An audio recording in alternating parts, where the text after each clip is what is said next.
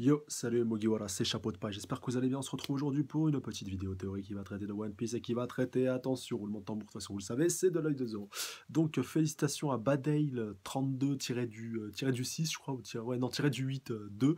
Donc voilà, je crois que j'ai bien prononcé ton pseudo, donc voilà, qui m'avait fait cette suggestion pour une vidéo théorique, vous allez me dire, ouh là là, c'est pas original ou autre. Je vous avoue qu'au début j'étais un petit peu sceptique au moment de choisir cette théorie, mais... J'ai pas regardé donc volontairement toutes les vidéos théoriques qui ont été faites sur l'œil de Zoro parce que je savais que tôt ou tard je serais amené à en parler.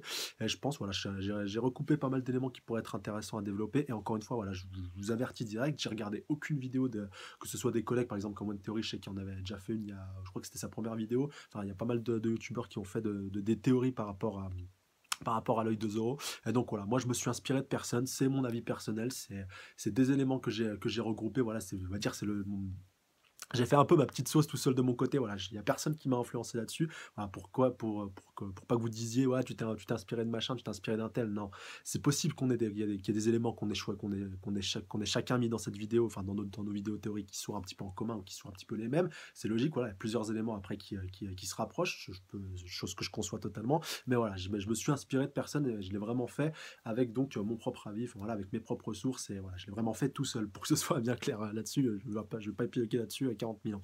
Bref, donc alors l'œil de Zoro. L'œil de Zoro, c'est un peu. Je vais directement crever l'abcès, donc c'est un petit peu comme Kakashi, voilà, dans Naruto. Oui, voilà, encore un parallèle avec Naruto.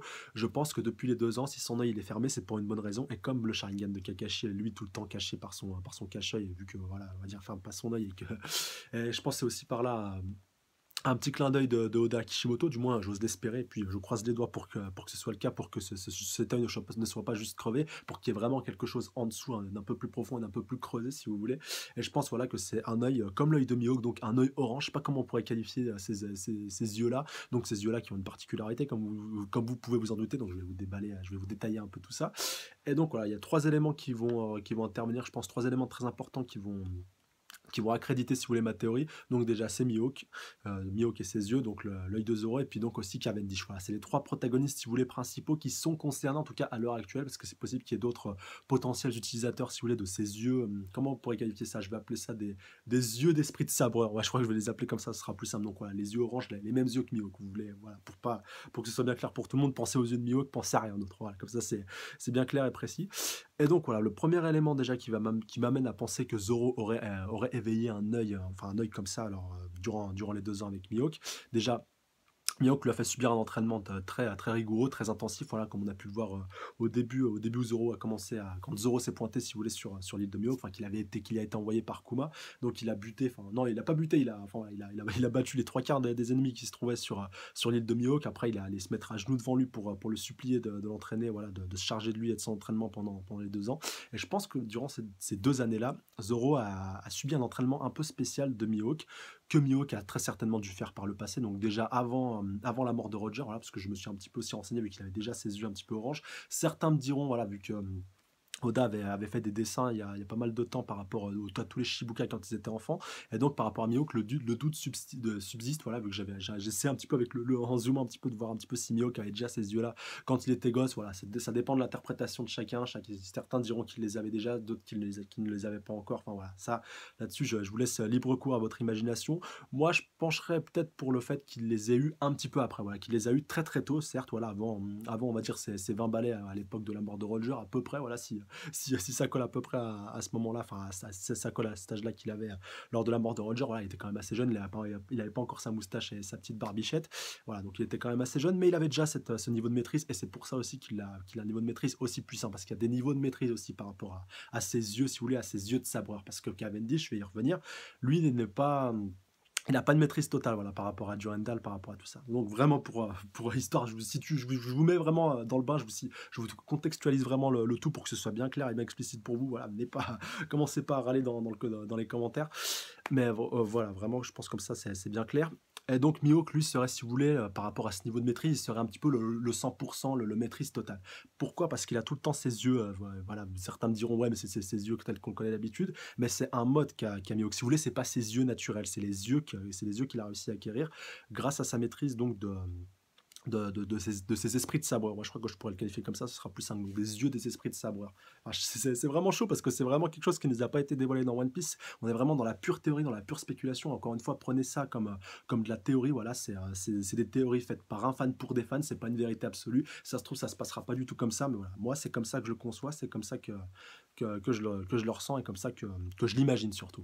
Donc, comme je vous disais, Mio qui serait donc ce level 100%. Donc voilà, avec tout le temps ses yeux de sabreur activés. Cavendish, lui, serait dans un mode un peu 50%, c'est-à-dire qu'il n'a pas une maîtrise totale de ce démon. Enfin, voilà, je vais appeler, je vais l'appeler comme ça, je vais parler de démon pour que ce soit bien clair pour tout le monde. Donc Mihawk aurait une maîtrise totale, donc il pourrait avoir les yeux tout le temps activés, un peu comme un Sharingan. Voilà, essayez de comparer ses yeux par rapport au Sharingan et par rapport à leur maîtrise. Je pense que ça pourra vous aider à vraiment bien comprendre mon idée par rapport à cette théorie. Et donc lui, Cavendish, qui aurait une semi-maîtrise par rapport à ses yeux et par rapport à ce démon. Voilà, du coup, voilà, on est un peu dans le mix, un peu dans le mix Sharingan et puis démon avec eux. Enfin voilà, c'est un peu, si je devais le faire un parallèle avec Naruto, ce sera un parallèle comme ça que je ferais. Donc Cavendish, lui, qui a dû commencer l'apprentissage, voilà, comme Mihawk l'a fait, comme Zoro l'a certainement fait dans les 2 ans. Je reviendrai sur le cas de Zoro en dernier, vu que ça regroupera un petit peu les 2 premiers cas de Mihawk et de Cavendish. Donc Cavendish, qu'on a pu le voir, qui a cette sorte de dédoublement de personnalité, donc ses yeux qui changent de couleur, voire même qui s'élargissent lorsqu'il est totalement possédé par Durandal. Donc ça, déjà, ce mode de démon, c'est pas quelque chose qui est accessible à tout le monde. Je pense pas que n'importe quel personnage de One Piece peut le posséder. Je dirais même que c'est quelque chose qui est exclusif aux sabreurs et que tout sabreur doit apprendre à un moment, enfin que certains sabreurs qui subissent un bon entraînement, donc voilà, pour ça, il doit avoir un mentor qui maîtrise déjà ce pouvoir-là. Donc pour Zoro, c'est bon, il a Mihawk. Pour Cavendish, il a certainement eu un mentor qui maîtrisait aussi ce pouvoir-là, peut-être pas au même degré que Mihawk, mais pas très loin. Enfin voilà, faut encore une fois bien rester concentré là-dessus. Et donc pour Cavendish, je pense qu'il il a dû essayer de le maîtriser malgré lui, mais voilà, à l'heure actuelle, en tout cas, peut-être que ça s'est passé à Dressrosa, il ne le maîtrisait pas à 100%, et chaque fois donc qu'il faisait appel un peu à ce pouvoir, ou que ce pouvoir se manifestait aussi, parce que ce pouvoir peut se manifester de lui-même, en tout cas je pense, encore une fois c'est que mon avis, et donc il a pris le contrôle de son corps à plusieurs reprises, notamment lors de combats décisifs, et puis fatidiques, voire même importants, et même que cette conscience-là peut prendre le dessus sur son corps, le dessus sur sa conscience, si lui, admettons, se retrouve dans une situation très critique, par exemple qu'il est dans les vapes, bim, Job là, Akuba se pointe et puis le remplace au pied levé. Oui, Akuba, pas Durandal. Hein. Durandal, c'est son épée. Voilà. Excusez-moi pour le début de la vidéo, je m'étais un poil gouré, mais bon, moi, je m'en suis aperçu. Enfin, je m'en suis rendu compte. Et donc, pour continuer vraiment par rapport à ce fait-là et par rapport à cette théorie, et donc pour aller dans le sens vraiment de Zoro, histoire vraiment que vous compreniez bien le tout, là je viens vraiment sur Zoro. Zoro, je pense qu'il a commencé à faire cette maîtrise-là, enfin, en tout cas cet apprentissage pendant les 2 ans avec Mihawk. C'était un entraînement qui était très rigoureux et je pense pas qu'il ait eu le temps de le peaufiner et de le terminer avec Mihawk. Et donc, voilà, il est un petit peu lui aussi en mode 50%. Et il a réussi, donc, je pense, enfin, Mihawk a dû mettre au point cette sorte de petite technique, cette sorte de petite pirouette pour un peu sceller ce démon, donc en lui crevant un œil. Enfin voilà, ça devait être quelque chose d'assez radical, mais voilà, ça l'a pas totalement, ça n'a pas détruit son œil, rassurez-vous, il a juste voilà, perforé, je pense, son œil, peut-être fait une entaille aussi au niveau de son globe oculaire, pourquoi pas, histoire de sceller, si vous voulez, un peu le démon, enfin vu qu'ils l'ont un petit peu réveillé, je pense que c'est quelque chose que tous les sabreurs possèdent en eux, en tout cas ils ont le potentiel de pouvoir l'éveiller, donc ce démon d'esprit ce démon d'esprit de sabreur.